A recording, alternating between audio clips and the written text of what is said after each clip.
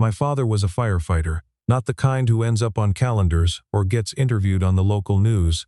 The kind who came home smelling like smoke and didn't talk about his day. He taught me two things: help people when you can, and don't make a big deal out of it afterward. I think about that a lot now. I think about how a single Tuesday night in November changed almost everything about my life, and how none of it would have happened if I just minded my own business and kept walking. My name is Callum Reese. I'm a structural engineer at a mid-sized firm in Calgary called Brandt & Holloway, which is the kind of company that does solid, unglamorous work. Office towers, parking structures, the occasional pedestrian bridge. I'd been there 4 years when this happened. Not long enough to be comfortable, long enough to stop being nervous. I was 34. I had a one-bedroom apartment in Beltline, a used Subaru that started reliably in cold weather, and a group of friends I saw maybe twice a month. My life was quiet in a way I'd chosen and occasionally resented. I worked long hours because I was good at my job and because going home to an empty apartment at 6 o'clock felt slightly worse than staying until 8. That Tuesday I'd been in the office until nearly 9. We had a deadline on a commercial project in Airdrie, and I'd been rechecking load calculations that a junior engineer had flagged as potentially off. They weren't off, but I checked them anyway because that's the kind of person I am. I drove home the long way, which I did sometimes when I didn't feel like cooking, and wanted to convince myself I was enjoying the city instead of just moving through it. The stretch of 17th Avenue has good restaurants and bad decisions, and I ended up stopping at a place called The Rail for a beer and whatever they had left in the kitchen. It was late enough that the dinner crowd was gone and the bar crowd hadn't fully arrived yet, that quiet hour when the bartenders are actually friendly because they're not underwater. I sat at the bar. I ordered a pale ale and a chicken sandwich. I talked to nobody.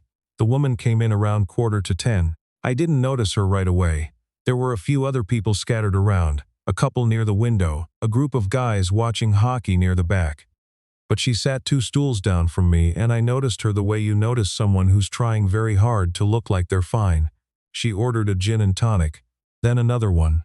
She was dressed like she'd come from something formal, a dark blazer, silk blouse, hair that had been styled earlier in the evening and was now slightly undone.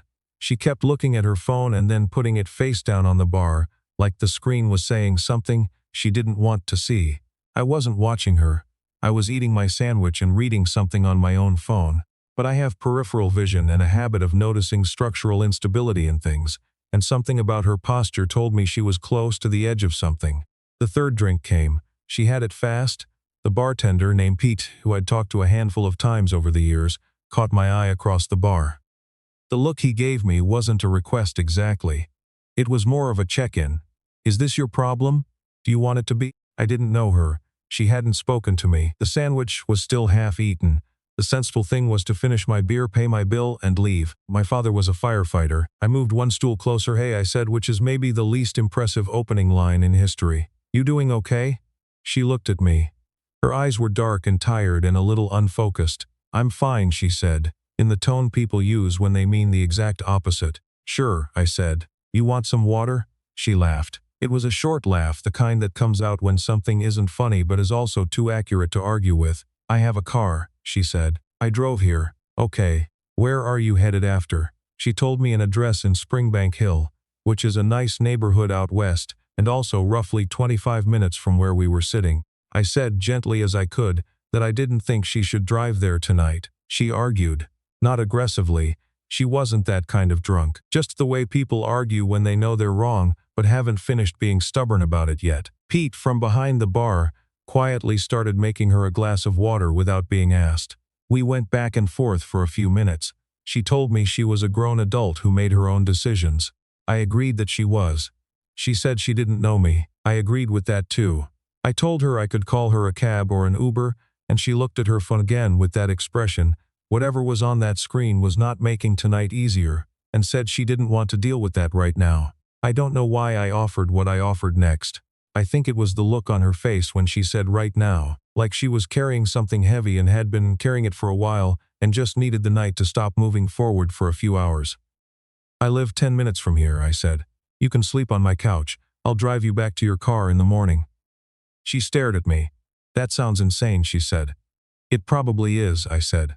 But Pete knows me, and you can take a photo of my license plate. and I promise the couch is actually comfortable."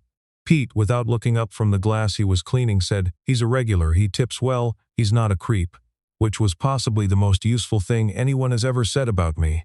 She thought about it for longer than I expected. Then she said, "Okay, but I'm keeping my phone in my hand the whole ride." "That's fair," I said. Her name was Sarah. She told me that in the car, after she'd texted the address of my building to someone she called just a friend, a safety thing. I told her that was smart. She seemed surprised that I meant it. She fell asleep in the passenger seat before we got to 14th Street. Not deeply asleep, just that half-conscious drift where you stop fighting the night. I drove carefully. The heater was on because Calgary in November is not gentle, and she'd left her coat somewhere, and I figured the least I could do was keep her warm. At my building I had a brief, purely logistical problem. She was awake enough to walk but not entirely sure where her feet were. I got her up to the 4th floor without incident. I unlocked the door. I gave her the couch, which has a good cushion, and a blanket my sister left there 2 visits ago. I got her a glass of water and set it on the coffee table. I put a small garbage can nearby, because I've been young and I know how nights like this can go. She looked up at me from the couch and said, "Why are you being nice to me?" I said, "I don't know, go to sleep." She did. I went to my bedroom and closed the door. I read for a while. I did not sleep especially well, the way you don't sleep well when there's a stranger in your apartment, but it wasn't anxious, just alert. I woke up at 6:30 out of habit. When I came out, she was already awake, sitting up on the couch with her blazer on, hair reedied, looking significantly more composed than she had the night before. She'd found the kitchen and made coffee, which I respected. "There's enough for 2, she said, like she was apologizing for something. "Thank you," I said. We drank coffee. She told me about the night in pieces, a work event she'd gone to alone, a difficult phone call from her mother, 2 more drinks than she'd intended. She didn't tell me what was in the phone call, and I didn't ask. I made eggs because I had them, and because cooking gives your hands something to do when you're not sure what to say. She ate. She seemed surprised by that, like she hadn't expected to be hungry, or hadn't expected someone to just quietly put food in front of her without making it a thing. I drove her back to the rail at 7:45. Her car was still in the lot, a silver Lexus that looked a few years old and well-maintained. She got out of my Subaru and stood there for a second in the cold air, and I could see her breath. "I don't usually do things like that," she said. "Go home with strangers," I said. "You went to sleep on my couch." "There's a difference," she smiled. It was the first real smile I'd seen from her, not the defensive laugh from the bar. "Callum," she said, "thank you. I drove to work. I forgot about it, or I tried to. The kind of thing where you think about it for a few days, and then it starts to fade. Because life moves forward whether you're sentimental about it or not." And then she walked into our Monday morning all hands. I need you to understand what that room is like.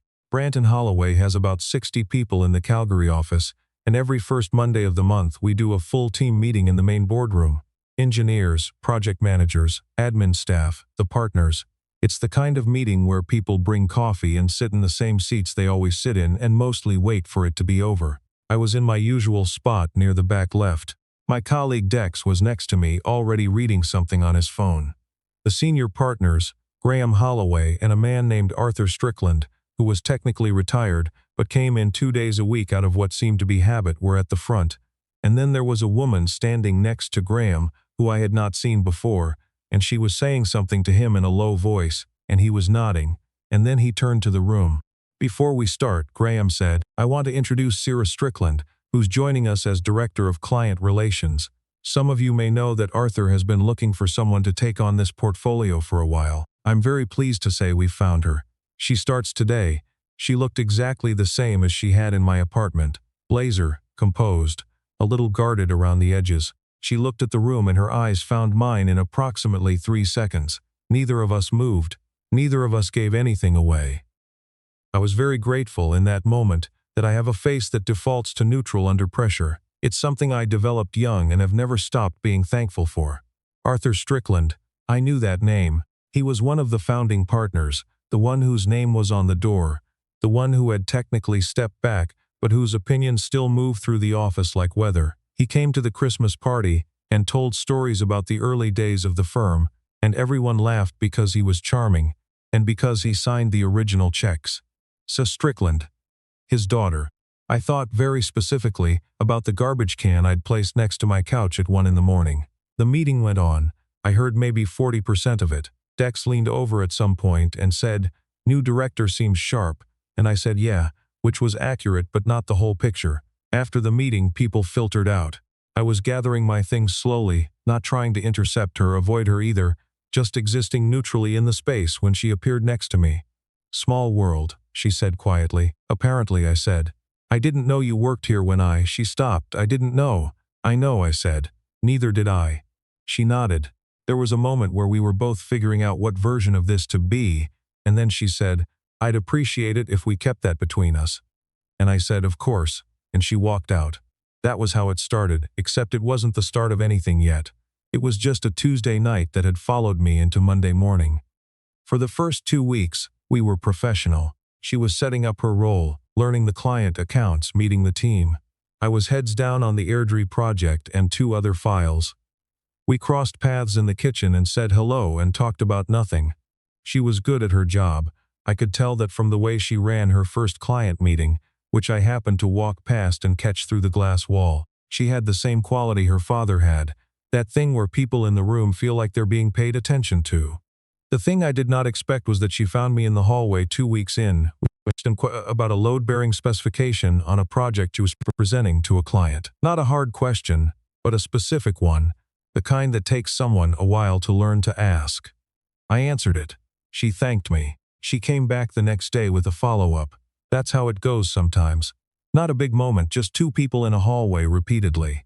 Dex noticed before I did. "You and the new director seem like you're getting along," he said, which with Dex means he's noticed something and is giving me an opening to either confirm it or deny it.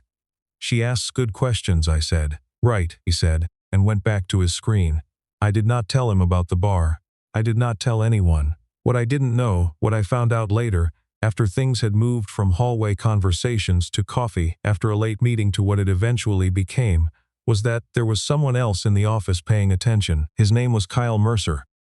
He was a project manager, mid-level, good at the parts of the job that involved talking, and less good at the parts that involved thinking.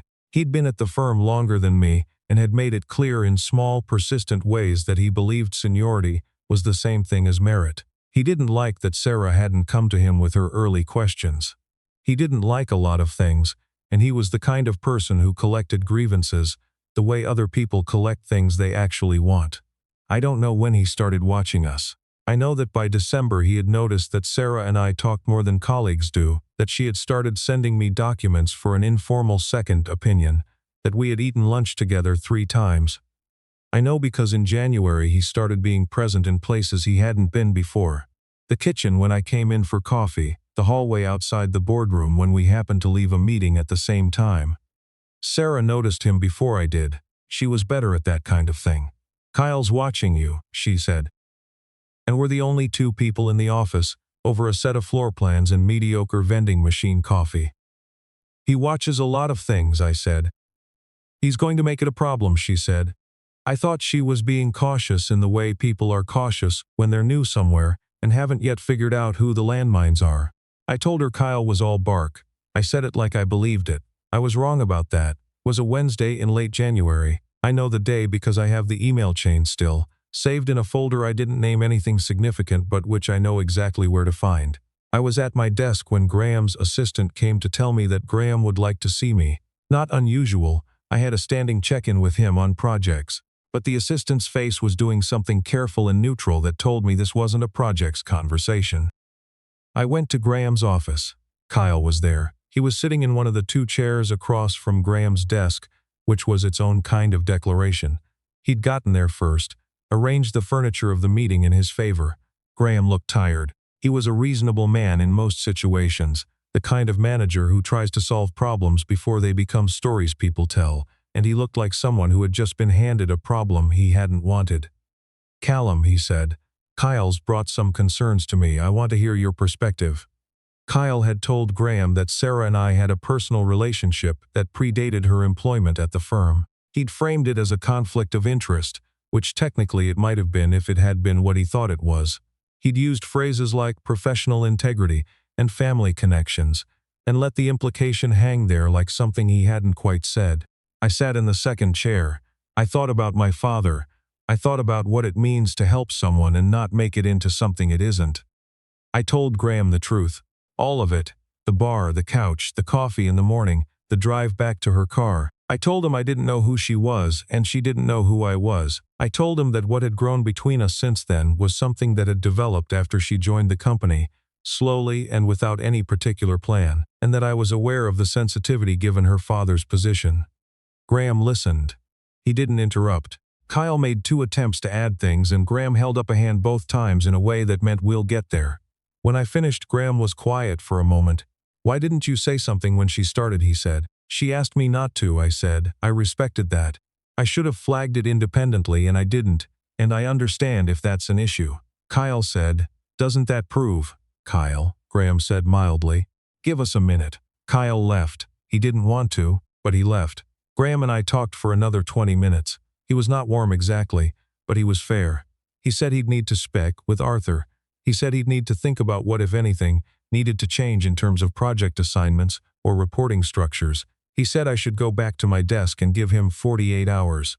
Those 48 hours were the longest 2 days I'd had in years. I didn't talk to Sarah during that time.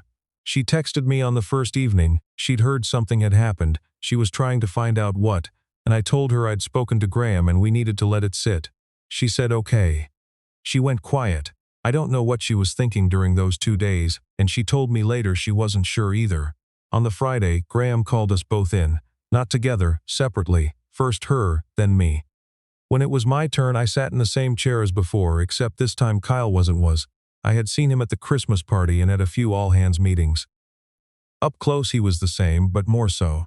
The kind of man who is used to rooms adjusting to him, not the other way around. He was wearing a gray blazer and reading something on his phone when I came in, and he didn't put it down immediately, which told you something about him, and then he did put it down and looked at me, and that told you something else.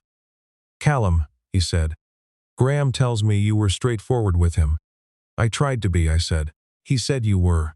Arthur looked at me for a moment in a way that felt less like assessment and more like something else, recognition maybe, or the thing that comes before it.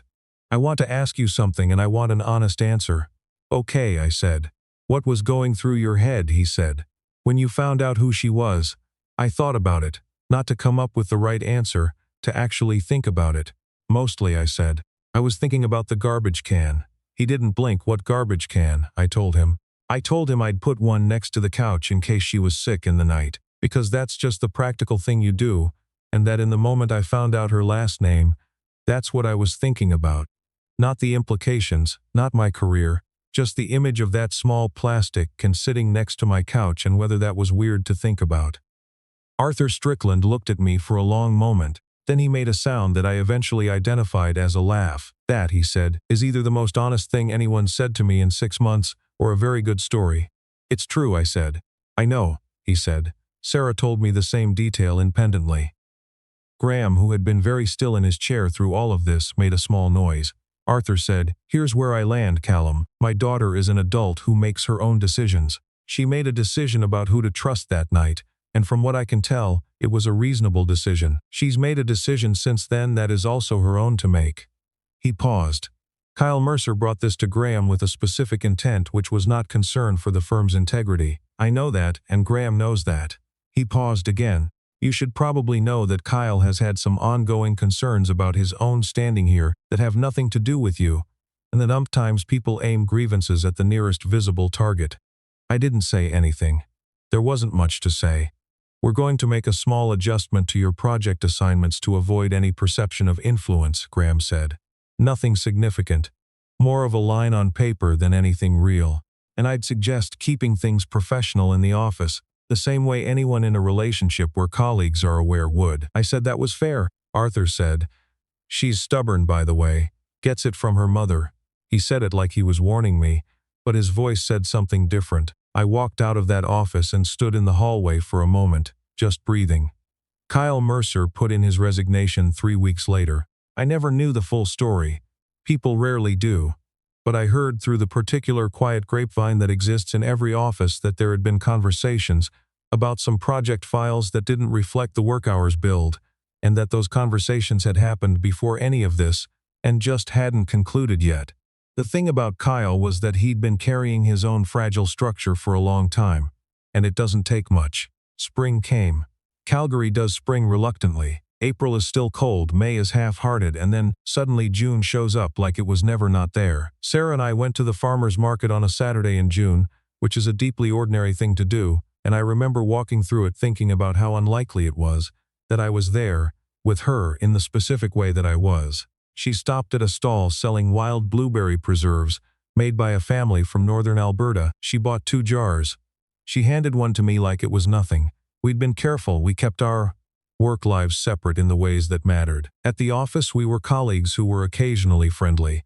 Outside of it we were something else, something that was still becoming itself, still learning its own shape. "My dad likes you," she said, at some point while we were eating something from a food truck that was too messy to eat gracefully. "I figured he tolerated me," I said. "He told my mother that you put a garbage can next to the couch," she said. My mother thought that was the most romantic thing she'd ever heard. I laughed. "The real kind. The involuntary kind. That's a low bar." "My dad's words exactly," she said. He said, "Sarah, the bar was on the floor and he still cleared it with room to spare." I thought about my father, about help people when you can, and don't make a big deal out of it. I thought about how he'd been gone 4 years now, and about how I still measured things against what he would have said. I think he would have said that some nights you do the simple, practical thing. You move the stool, you offer the couch, you make the eggs, and you don't look for anything in return. And sometimes the universe, which is largely indifferent to your efforts, happens to notice anyway. Not always, but sometimes. I kept the jar of blueberry preserves. It lasted until October. I bought another one.